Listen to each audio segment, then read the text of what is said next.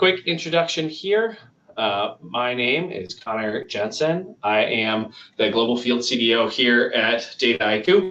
I've been here for nearly 7 years, came from a customer before that, and spent most of my career in industry, in a couple different industries across the states, in finance and retail and in the military.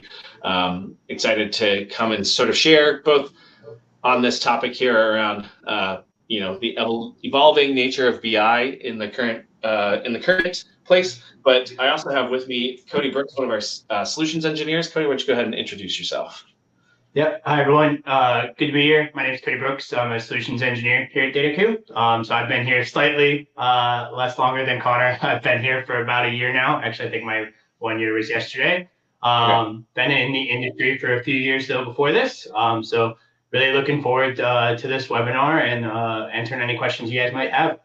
Awesome. Thank you, Cody. All right. So as a quick sort of introduction and recap, obviously, you're here because you saw the abstract, and so you know, I think, what we're talking about, but just so we're sort of all on the same page and make sure you're at the right webinar here today. What we're talking about is really how we see at this moment and very much in the near future, the evolving role of what business intelligent and sort of traditional analytics looks like as AI agents and AI tools sort of continue to become more prevalent, more widespread, and more capable, frankly. And so how is that changing? And we'll go back and forth a little bit. And so I'll talk a little bit about it, sort of what we're seeing and present around some themes on this that we're seeing. And then Cody's going to demonstrate via Dataiku within the tool what the current state of some of these sort of evolving things looks like. So without any further ado, got plenty of people joined. Thank you, everybody, for hopping in and saying hello in the chat. Looks like we've got people from all over. So very cool. Glad to have you guys here. So the couple central themes that we're going to be going through is this: how does it look to consume? Especially, we're going to take this a lot from the perspective of not just that end user that sits in the business. So, if you're sort of from the BI team or from the analytics world, that person that you've been building stuff for, marketing analyst, somebody in supply chain, a finance person, whatever that looks like, where for so long it's been, we're creating dashboards, we're creating reports, we are building those and sending them to them. Even when we're sending them access to underlying data as well, that often is, here is a read version of it, and then they're pulling it out and working with it in an Excel or an Alteryx or some sort of other desktop tool. And it's a very fragile system. I'm sure many of you out there, if not all of you, have the experience of being in a place where there's proliferation of thousands, in most cases, and sometimes tens of thousands of dashboards or reports or things that are out there. But when you really dig into it, how much of it is actually consumed, how much of it is actually used?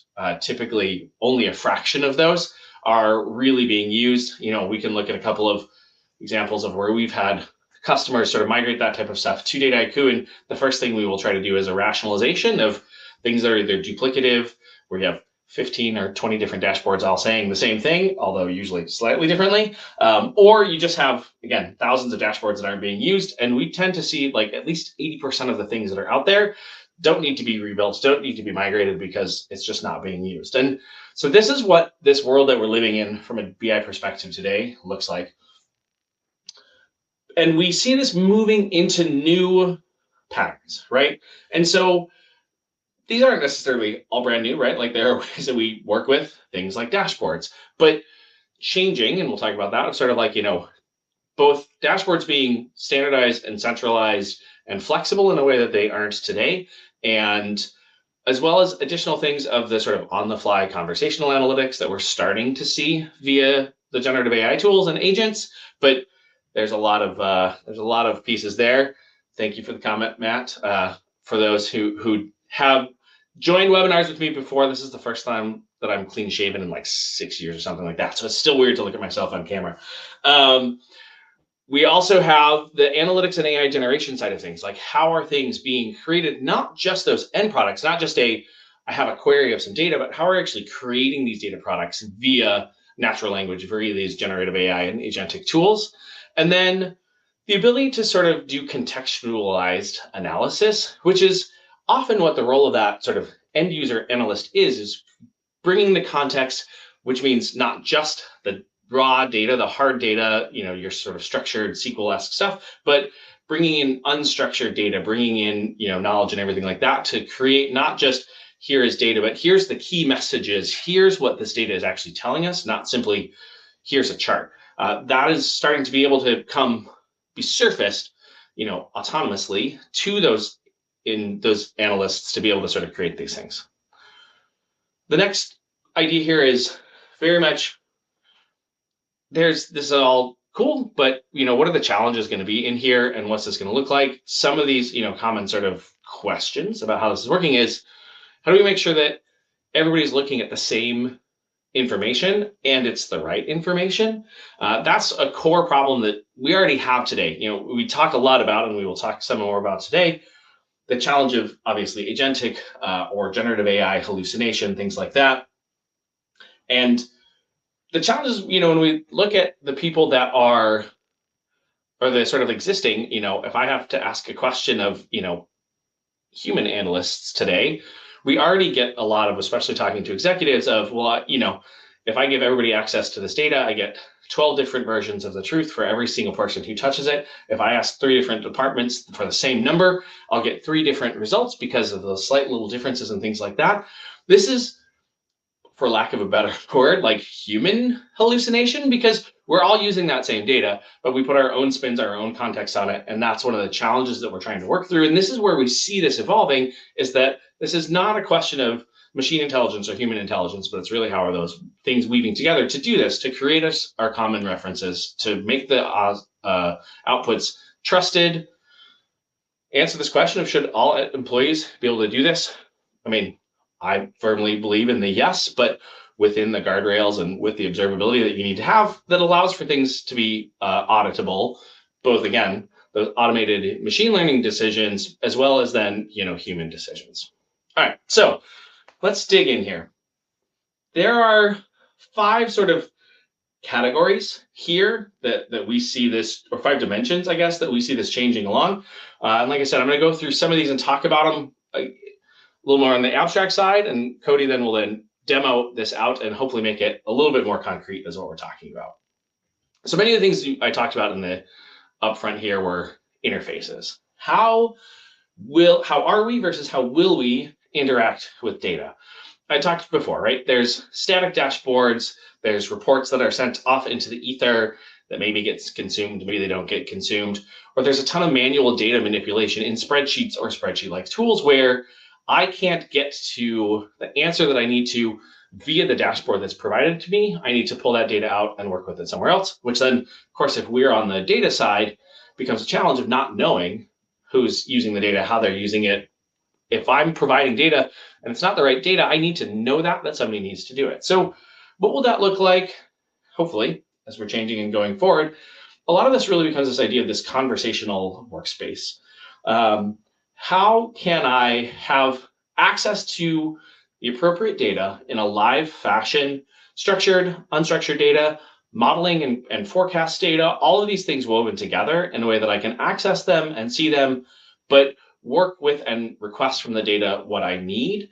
I think one of the challenges here too that we'll talk about is a little bit is we don't want this to be a world of, okay, now I have to learn how to craft just the perfect prompt to get the data exactly the way that I want it, right? In the same way that when I request from a BI team that they create a dashboard for me and it comes to me, sometimes that answers the question. Hopefully it answers the immediate question that I have, but the flexibility, and that lack of flexibility, more to the point, makes it challenging for me to continue to use that to answer new questions, different questions, without having to go back, oh, can you add, a column of data here? Can you add a slicer here? Can you do this, et cetera? That is a huge change that will be coming. So we'll talk a little bit again, right? So like, how does this look to change where I don't want to have to prompt and, have this like super fragile, I can ask a very specific prompt to get a very specific thing that answers my question. I also need to be able to still work with and edit that data, in a flexible environment to be able to do that. So what can some of these things look like as we're going forward? We do see the access to data being influenced by and powered by generative AI, but not restricted only to generative AI, right? We need to have sort of both of these different sets. And so different use cases, different problems, different things we need to have. Sometimes a dashboard is still great. I need to be able to see a trend. I need to be able to see, which units are doing what. We, especially here in the data world, have a lot of experience working with and thinking about things in graphical type formats, in list type formats. And, sometimes I feel like I think in dashboards almost in terms of like, how do I want to solve this problem? All right, here's the graphs that I would like to see to help me understand this problem. Again, sometimes the format that we're doing in them is great, but the fragility of how we create those today is the challenge. And moving into having generative AI helping to create those and helping to do those, as long as it's creating editable and flexible assets for us, it will start to become easier.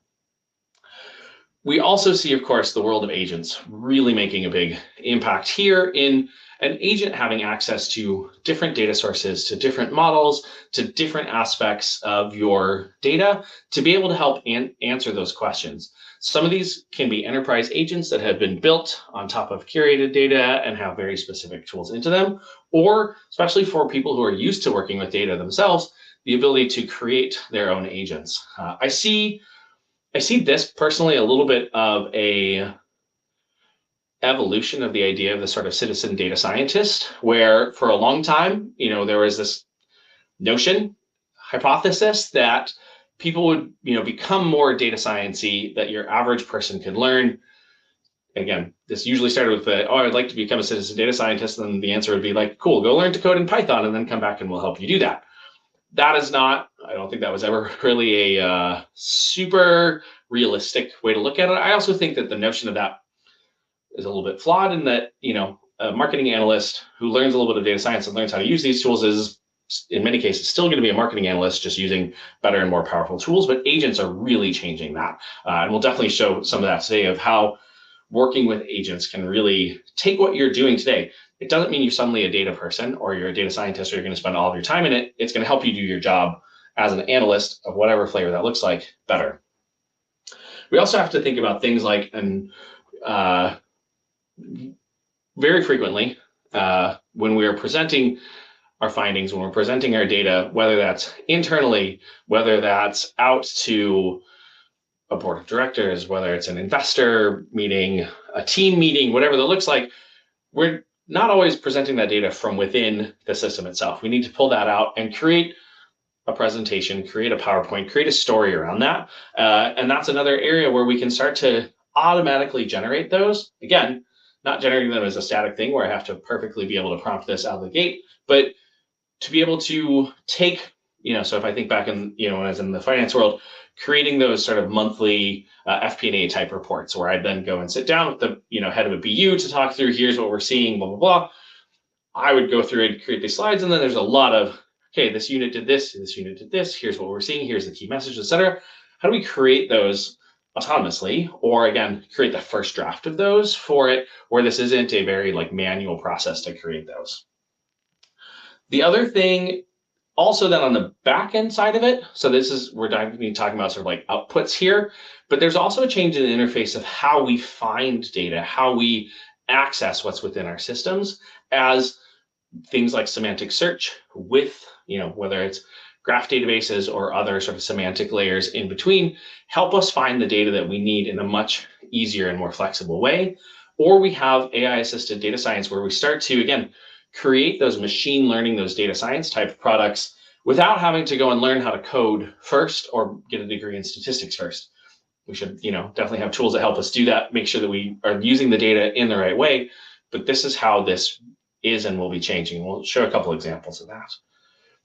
The next theme, though, I think that's really tied to that is the time to insight. So a lot of what I've talked about here of this world of sort of answering business questions via data has been a very slow and manual process, right?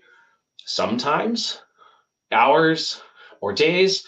I have definitely had those cases, both as a requester of answers and the creator of answers when I was, doing the hands-on work more myself of, okay, cool. Here's a random question. Okay, what data do I need to answer that? Where am I going to do this?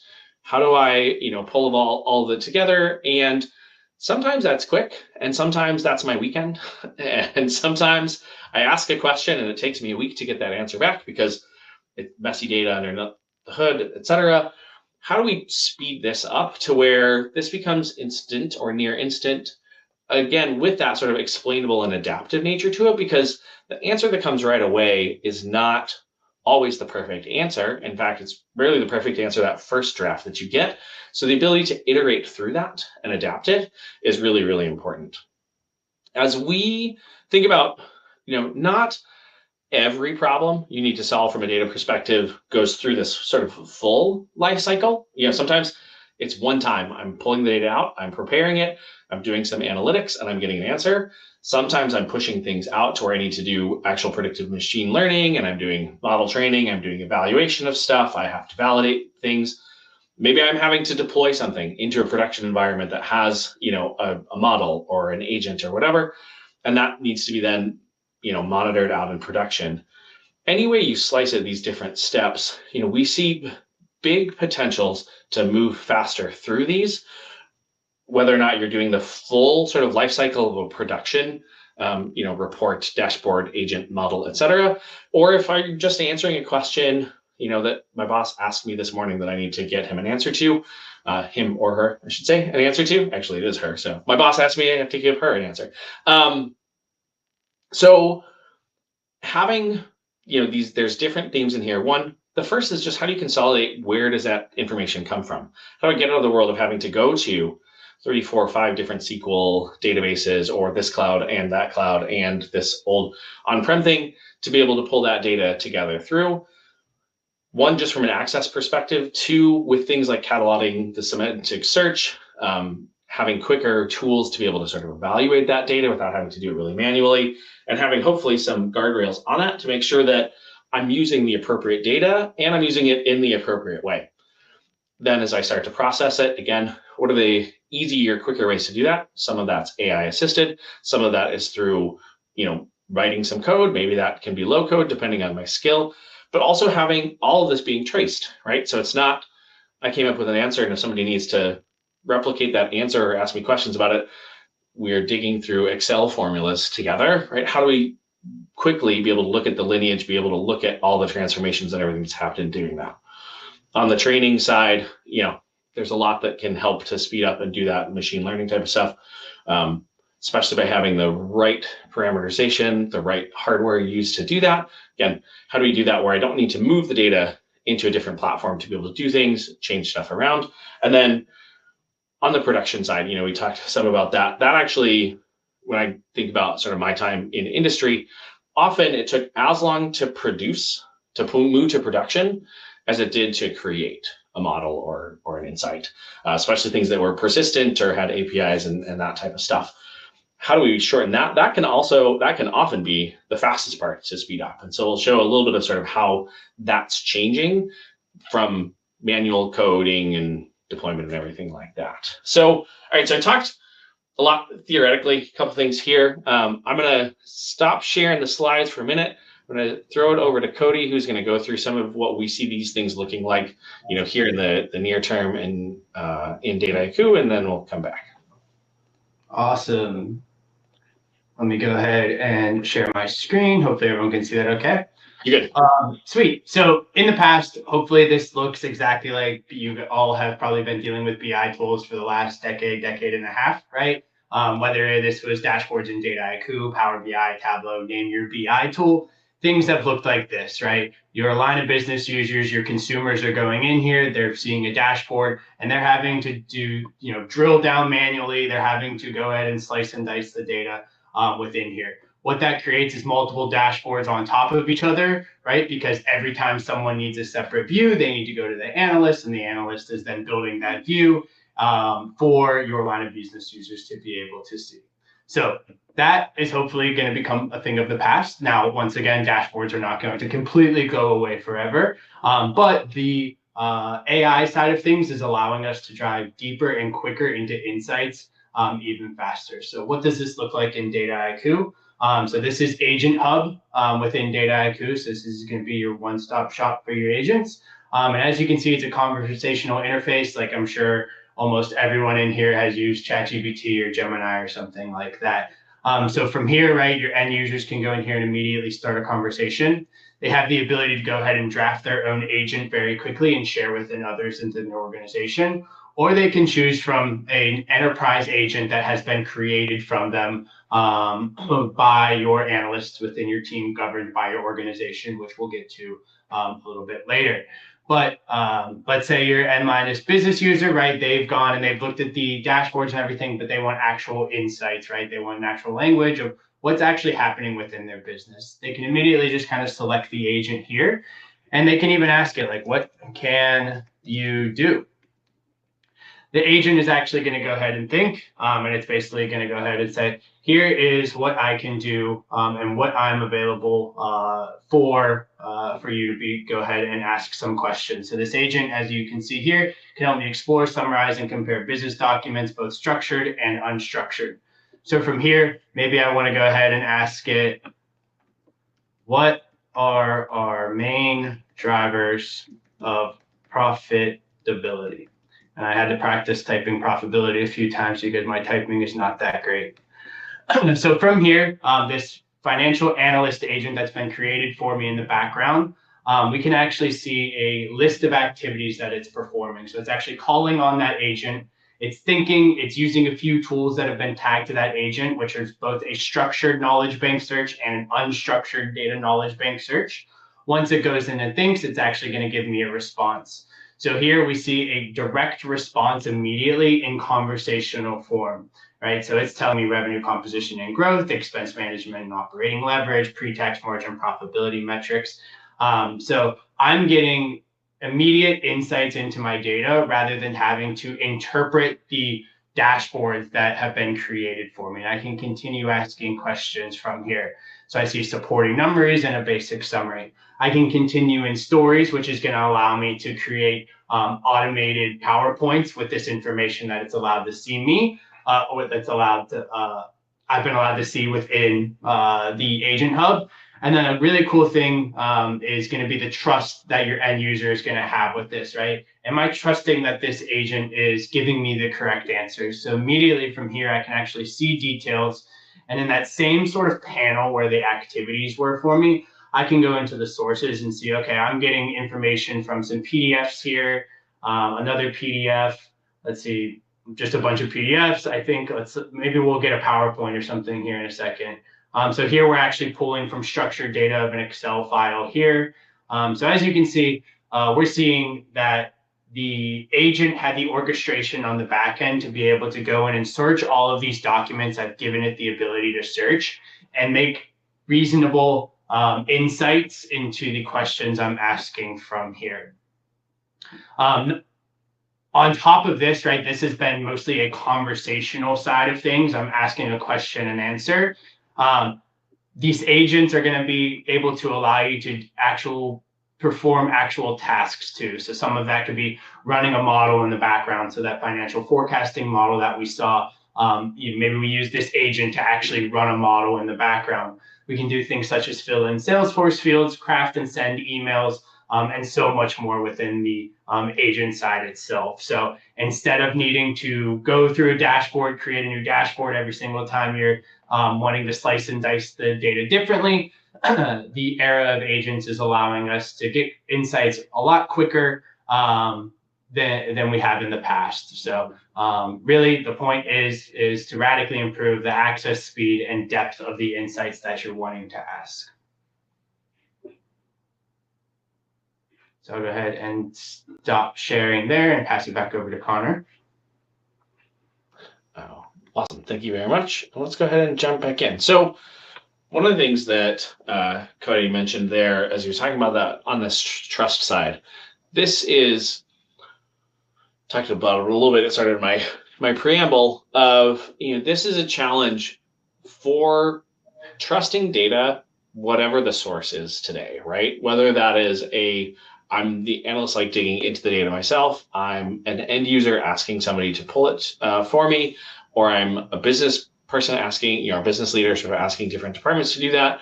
Because one, the provenance of that data, the lineage, it can be sometimes really, really hard to track, especially when you're being served that up via a dashboard that a team has created and you can't see where the data came into to populate that, or you're getting something that's built in Excel or something there. That obviously just starts frequently. Somebody has copied and pasted a bunch of data from a table into Excel and they start working with it there. So understanding even where that data came from into the systems can be really challenging unless you really have access to those engineering tools and sometimes the skills to be able to do that, to look at the lineage and everything has been created. One of the, I guess, sort of promises 10, 15 years ago was being able to put data cataloging and lineage tools in place, but they're extremely manual and extremely fragile. And, that hasn't really sort of proven itself out yet. We see more of that inherent in as you move your data into some of the clouds or some of the, cloud lakehouse warehouse systems, but that's not where all of our data is. And this is, again, a huge challenge here that we see that, my data is not all in AWS or Azure or Databricks. I've got some data, probably in most cases, in AWS, Azure, and Databricks, and on-prem systems, SQL things, old, sometimes still even like mainframe databases, et cetera. So we need to be able to understand where this data is coming from and how has it been structured? What is that lineage? What are the definitions of this? If I'm talking about a type of revenue, if I'm talking about something there, did this get defined the same way, both in terms of is this the same structure, but what were the filters that were put on how that data was pulled, et cetera. Now, this is where we see in the new world really moving into a place where the system itself underlying wise has very much shared metrics, very transparent and observable logic with humans as oversight every step of the way, and exposed in a way that human oversight doesn't have to be an engineer or somebody who has those sort of really technical skills. You can bring the business people into that to be able to do that as well. So this is, so I came, as I mentioned before, I came out of the financial services world into the tech side. This was a big deal in regulated industries like finance, like healthcare. We do have areas that are sort of already forcing this, but to be super honest, I have had more conversations about governance and trust in the last 12 months than in probably the last decade prior to that. One of them is the huge question of scaling AI, right? AI is getting much bigger. Also oil and gas. Good point, Max. Thanks. There are industries where this has already been prevalent, but it tended to only even be in specific facets of those industries, or there are functions like HR that maybe have a little more governance around this, but AI is becoming ubiquitous across our sources, across our systems, and our ability to know who's accessing what data is being surfaced to them by the AI, especially is this with the appropriate sort of guardrails on that data? How do we see this? And the regulatory landscape is very, very fluid at the moment. Many companies, and I imagine many of the people here today are from companies that are existing in multinational environments. So it's not just what's happening in your country or in your continent. It's how do I deal with data that I have that's in the EU versus in Japan versus in America, et cetera. So there's a lot that we need to be ready to do when that regulation happens, and trying to figure that out as a challenge. Losing trust in AI can happen in minutes, I think, is a really interesting one. This has very much been a challenge in the data world forever of if you give somebody a dashboard and they immediately go, okay, well, here's my last month's report from the finance team and it says that this was our revenue, and I look at the dashboard and the dashboard has a different answer. Either I'm no longer trusting, or I'm not going to trust this new dashboard, or I'm no longer trusting the finance team. And in most cases, you're actually losing confidence in both, right? If my finance team says one thing and a dashboard that was built for me says a different thing, who's right? I don't know. And it's going to cause, sort of a lot of that mistrust. As we move into the world of predictive analytics, both from the sort of machine learning side of things and then now into the generative side, that is easier to do. When you get a prediction that doesn't match what you believe, or you get a hallucinatory result that you realize is fake, that very quickly erodes trust in that tool that's coming to you. There are certain things that we'll talk about here to how do you put guardrails around that and help to do it. But generative AI is both a catalyst in making some of these things easier and more possible to do, but also a catalyst in highlighting the problems that were already there by just the speed and the breadth of which people are working with AI tools in this space. One of my favorite examples of this is Macquarie. Customer has been with us for quite some time and has, at this point in time, hundreds of users, both across their back-end technical teams and, in their different sort of divisions working with this. And they focused very, very heavily on AI governance to be able to say, as we're putting these things out, if we don't understand how a decision, or if we, more to the point, we can't explain how a decision is being made by an AI to either an internal customer, to a regulator, or to a customer, this is going to be really challenging for us to do this. And so they focused very, very carefully on how do we scale the governance along with scaling these AI tools. This is looking at both, again, who is working with the data? Is this someone on a technical team? Is this someone in the business? How do we know that those requirements are being surfaced very clear? How can this be collaborative, right? So if I, in that old world, so had produced a dashboard and the person comes back and says this doesn't match my thing, how do I work through that? That becomes even more important.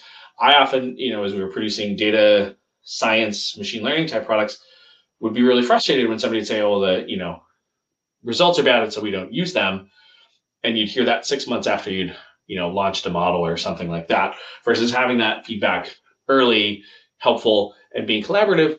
How do you automate and systematize that collaboration so that it's not, hey, send me an email if you disagree with the results, but we put those things into the platforms to be able to do this. So there are definitely ways that we can implement this governance in a way that feels like a lot of overhead and tax early on, but actually will help us accelerate faster by getting the right foundations there from a governance perspective. It's an interesting paradox, often, especially in the worlds, in these regulated environments, it feels constrained because of, your inability to move as quickly. But when we look at our customers that have sometimes moved the fastest, they're often in regulated industries because those constraints and that requirement for governance has bred good practices that helps them move faster. Our next theme really goes into the idea of, at the end of the day, everything that we're talking about for access to data, access to AI, all of this is about using data to improve a business outcome. At the end of the day, that's what we are trying to do here, no matter what, whether you're talking about being a data first company, an AI first company, an AI centric, whatever, there's lots of different terms thrown around over the years. This idea is that we need to be able to use data to help us answer and solve business problems.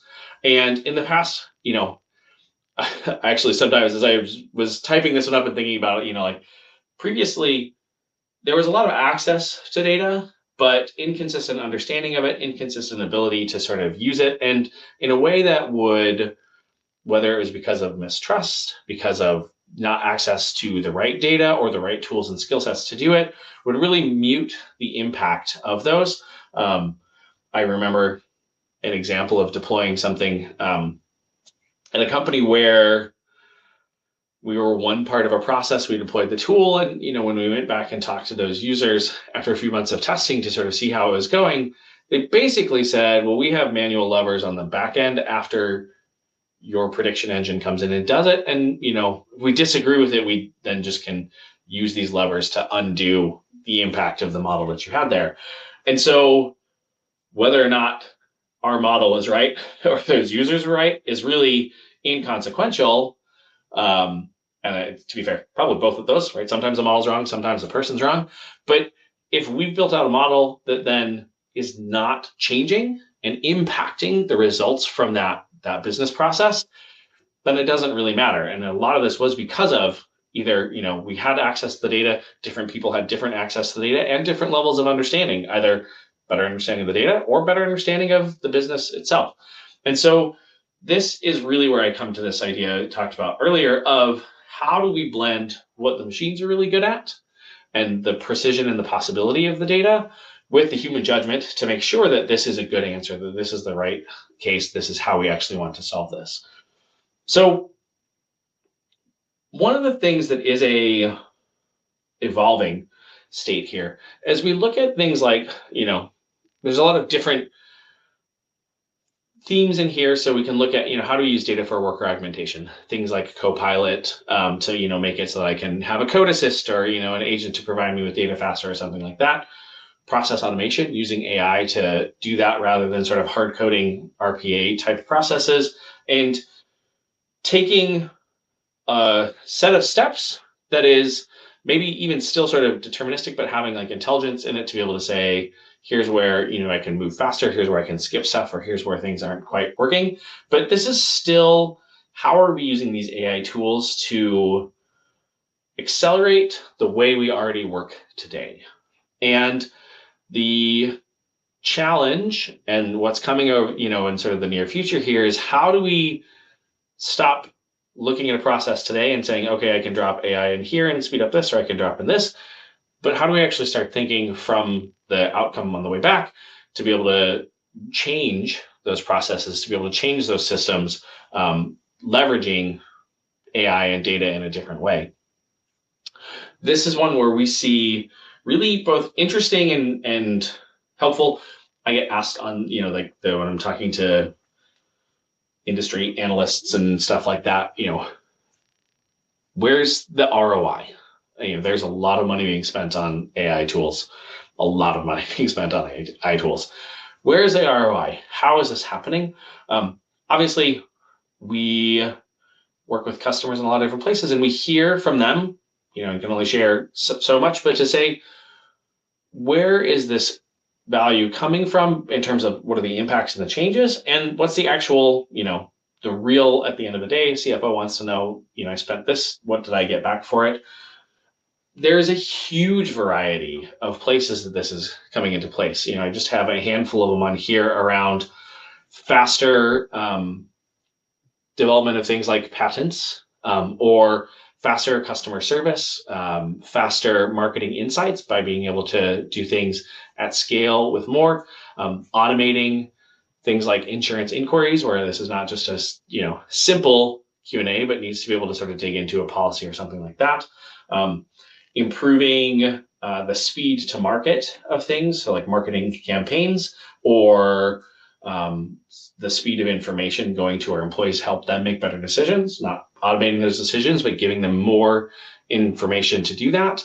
There's a lot of different ways in which we're seeing this, some of which are very clearly have real dollar impacts, some of which are, a little bit more subjective, and we're still sort of working through to see that. But the underlying thing, and what I want to make sure that we think through is that all the data and all of the AI doesn't really matter if it's not, at the end of the day, impacting and improving our business. And so that's where we really need to be focused from an outcome perspective.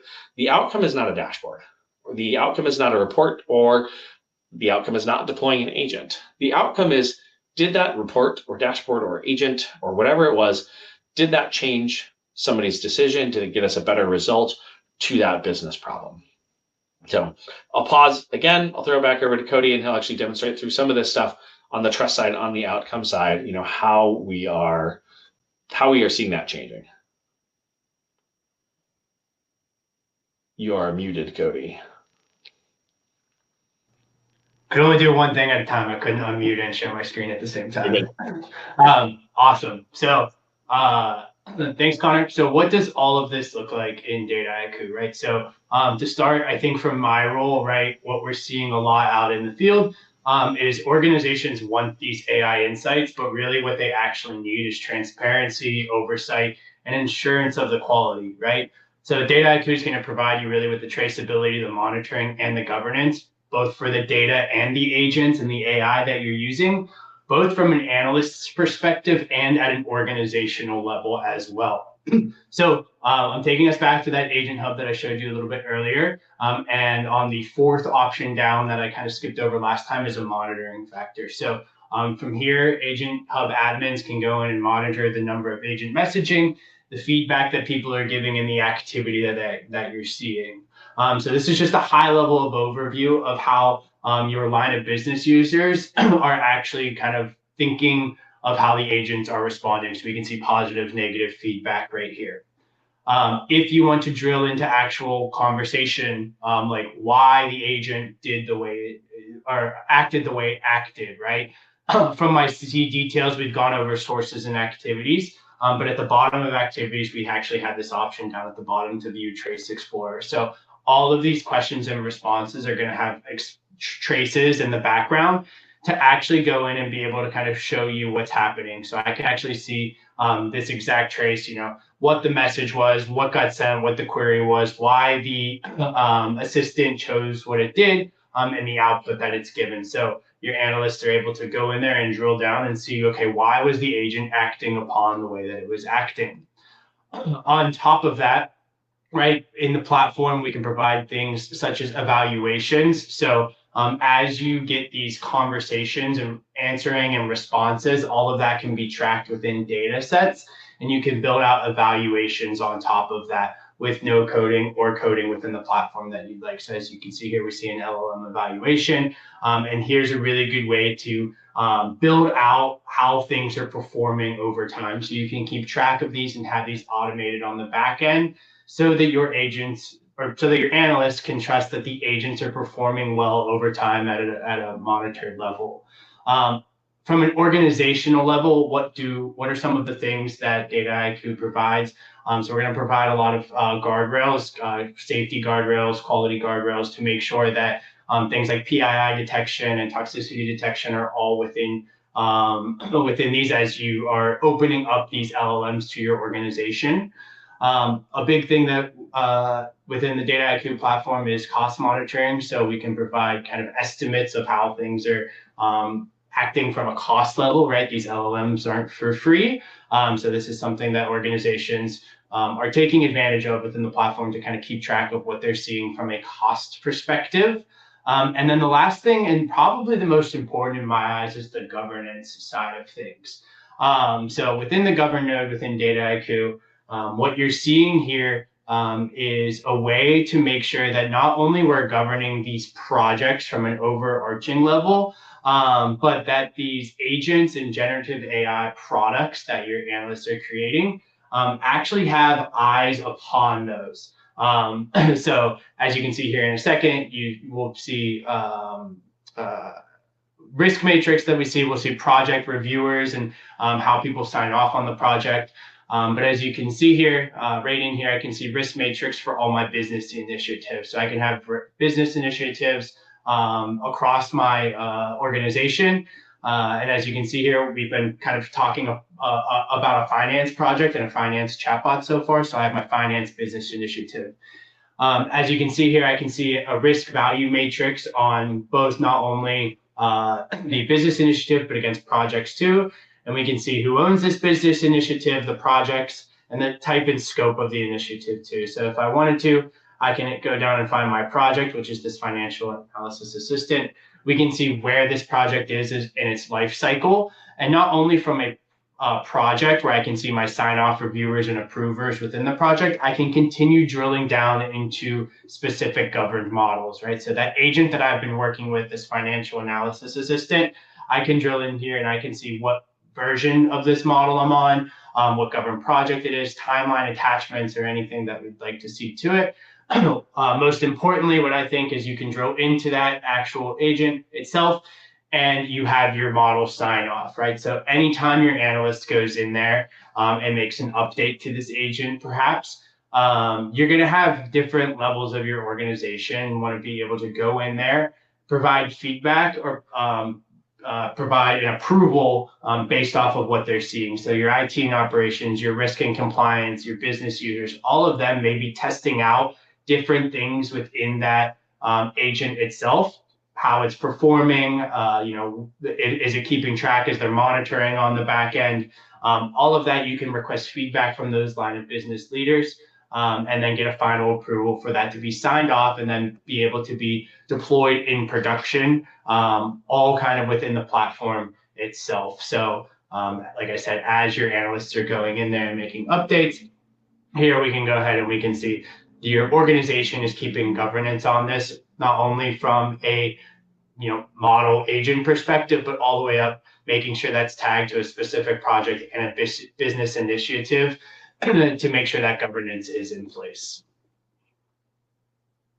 So go ahead and stop sharing and pass it back over to Connor for the last part. Awesome. Thank you, Cody.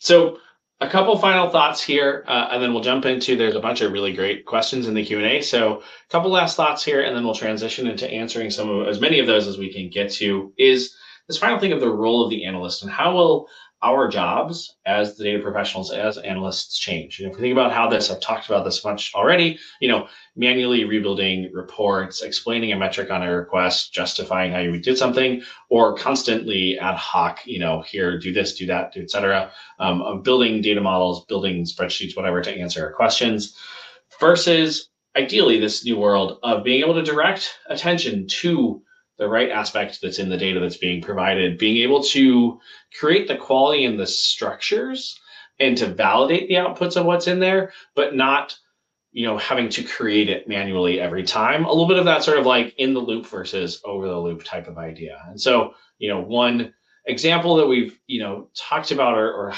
is like today, it really is, hey, I'm, a leader, I have a question that usually already has some back and forth. And then an analyst goes off and accesses data, uses, again, whatever tools or skills they have access to pull that together, to create some results, to then send me a report, to create a presentation, to be able to then give that answer back to that business leader. And rarely is this an actual sort of like linear process. Usually there's a lot more back and forth in this of, each one of these arrows goes back and forth repeatedly. And it, very, very challenging to be able to do that versus having these decision-based systems where something like an agent has access to multiple models, multiple data sources, that the end user, that business user, is answering data from the system while the analysts are validating those inputs, validating those outputs, not necessarily on a one-by-one basis, but being able to say, how do I know that this is good, this is bad? Having that judgment sort of at the point of time. So this is where we see this world going. There's a number of questions in it. Cody, if you're down with it, I'd say let's just, roll into some of this Q&A, unless there's any last things that you wanted to show. So I actually think one of the two things I was going to show might answer some of the questions that people have, so it might be worth. Let me do that. I will throw it over to Cody one more time, and then we will dig into some of these Q&A. And feel free to just answer any of the questions in there via the tool while you're there. It makes sense. Yeah, so some of the questions are, how are we explaining how the agent can perform? How are we explaining it, how to make decisions? How are we saying what it can and cannot do, right?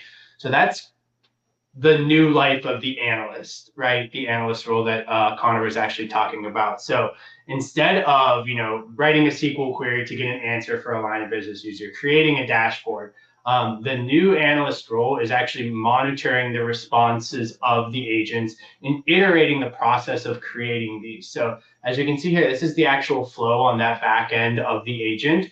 And what we see here is some low to no code, also coding tools and actual prompting within it, as well as creating those knowledge banks. So as you remember earlier, we created an unstructured and structured knowledge bank.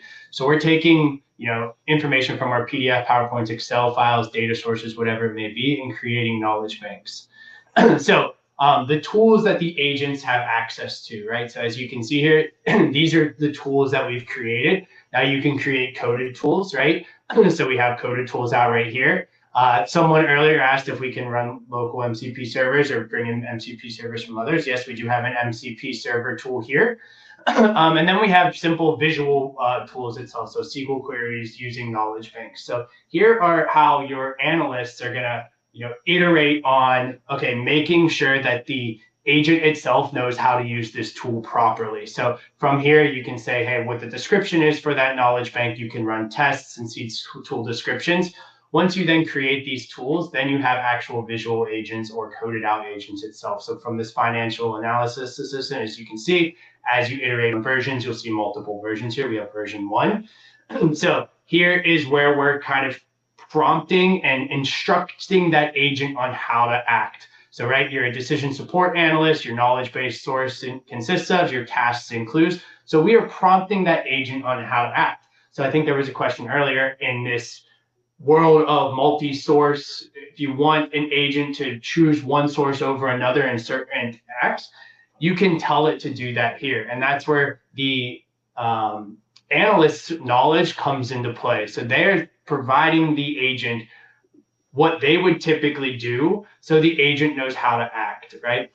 Here's the tools that we provided, and then they can actually go in and actually test out that chatting right here. So just like I was doing from a productionalized standpoint in Agent Hub, this gives them a quick, easy place to go in and ask questions of the agent to make sure it's performing how they want it to perform. So hopefully that answered a couple of the questions as far as how do we make sure agents are acting the way we want them to and what tools they can have access to. That is, once again, the new role of the analyst rather than, oh, hey, let me go in and do a SQL query. Let me create a extract. Let me create a dashboard. So I'll stop sharing. Hopefully, like I said, that answered a few questions, and I think we have a few more minutes for a few more. So yeah, so I'll throw this up. There's a handful of questions around sort of specifics there. So here's a couple of QR codes for things that you can sort of see, a simple structured one, or, if you're especially on some of these agentic topics like we're talking about, there's a handful of questions in here. Multiple people are asking if your project will be available for them to download, Cody. I'll let you answer that one. I do not know if I'm allowed to share this one yet. I can check for you guys if we are. I'm happy to, but I do not know if it's available to be shared yet. So.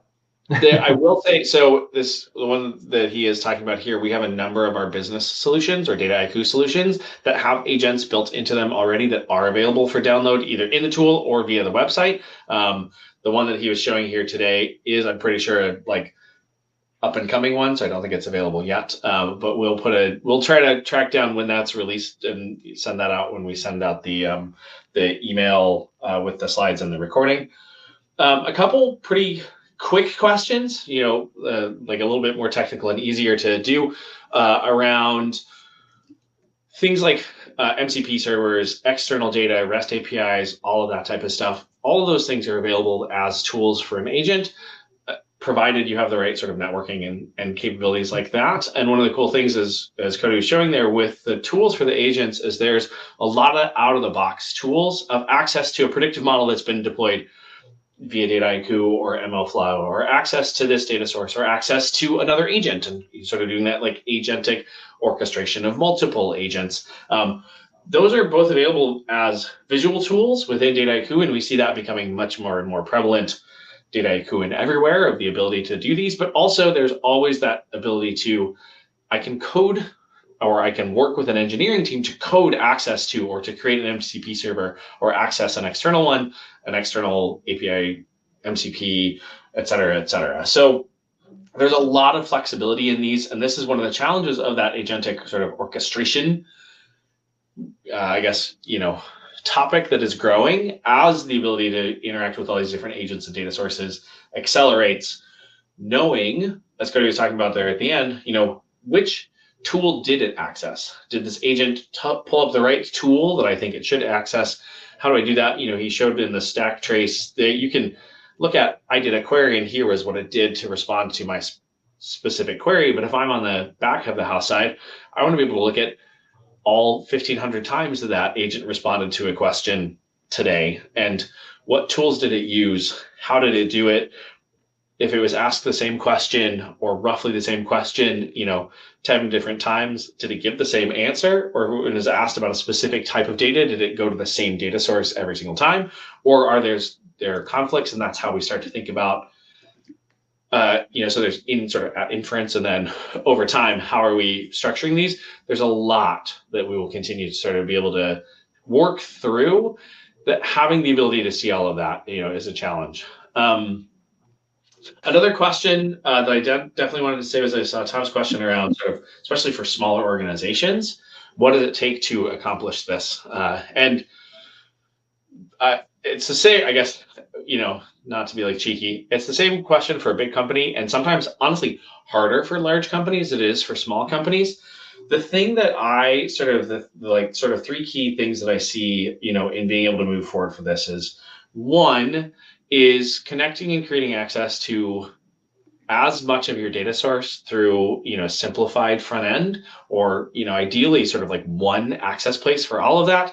It's a combination of the sort of data mesh, data fabric type of ideas that we've had there, but also bringing together different user types into the same environment. That's, I think, a first one, because as long as things are scattered across different teams, different tools, different everything, it's very hard to, really start to unify and create this. The second piece there is empowering everybody to be able to work with data in different ways. It's great when you're at a company and you can hire a whole bunch of data scientists or have like a whole huge department of people working on this. And well, it's great. It also has its own challenges, but when you're a small organization, hiring a data scientist, may be out of reach, let alone having a whole team of them. And honestly, a solo data scientist is a really hard role to both fill and to perform, to be able to sort of work in that environment. And so enabling everybody to have access to data and access to tools that allow them to work with that data, I think, is the second really important thing there. And the third one, if you're hopefully doing this again in an integrated environment for all those different user types, is the governance on top of it, to be able to look at who accessed what data, whether it's via an agent or via a different method, how did the agent respond to those things like that? Like, it really is those three types of things to really sort of like, have one place where people are accessing it, have everybody, regardless of skill sets, accessing it through that sort of simplified environment, and then having a governance on top of it to be able to quickly see who's using what, how, when, and where, both human and machine users of data, I think, is how you can do that even at a smaller organization, because it's not hiring consultants to do it for you in most cases. It's hiring consultants to help you set up some of those accesses, right? Sometimes we still need those external, but you can't outsource the data knowledge or that sort of working in there. Cody, any other questions? I know you answered a bunch like in the chat. Are there any other that you wanted to hit? There's one just about like a specific integration with that Zilla's MCP server. So along with like any MCP server, or kind of really anything within the platform, integration, if there's not something directly out of the box in the no code format, you can probably code it within the platform. So I would make a solid, safe bet that the MCP tool that I kind of showed earlier could be configured to integrate with that specific MCP server via code on the backend. So, one of the last comments, I like. I appreciate your challenge, Daryl, of sort of saying like, not convinced that this adds any value for seasoned data analysts. I definitely hear where you're coming from, and I think that this isn't a change of days or weeks or months, right? This is definitely like a change of a long time, to be very honest. We've sort of had, in many ways, working with data has been largely unchanged for decades at this point in time, right? Like how we interact with it. Sure, the data's gotten bigger and the processing has gotten faster, and some aspects of it have changed. But I do think we're on the precipice of something changing over the next few years, and hopefully it is not that you're sorry about that, David. We'll see, and we'll make sure that we do in the email. We'll send that link that maybe that's pointing to the wrong direction. Sorry. But yeah, I hear you, Daryl. I don't think that this is an overnight change, and the idea of babysitting a bunch of agents isn't necessarily appealing to me. And hopefully we're able to move through this to a system where, the like low value repetitive tasks of a data analyst are handled by agents, freeing us up to spend more of our time on the challenging ones, on creating them, everything like that. I also think it's a lot more likely that we'll see people whose roles sort of revolve around being agent wranglers. I don't know, have a better word for that. Rather than all of us becoming prompt engineers, I do think that there will be a subset of, sort of people in this data community that will work on those. But there you go. All right, well, we're a couple minutes over, so respecting everybody's time. Thank you so much for all the engagement and the Q&A. Cody and I are both available. You can find us on LinkedIn. If we didn't get to your question and you want to hit us up, we are definitely happy to sort of dive in onto these topics, in other formats and everything. But thank you very much to Cody. I appreciate you taking the time to walk through some of this, and thank you to everybody that joined us here today. We really appreciate you coming, joining us, having this conversation with us. We hope you heard something new today, whether or not you agreed with it. And, like I said, we always welcome that feedback. So hope everybody has a great evening, afternoon, morning, whatever time it is. Thanks again for coming.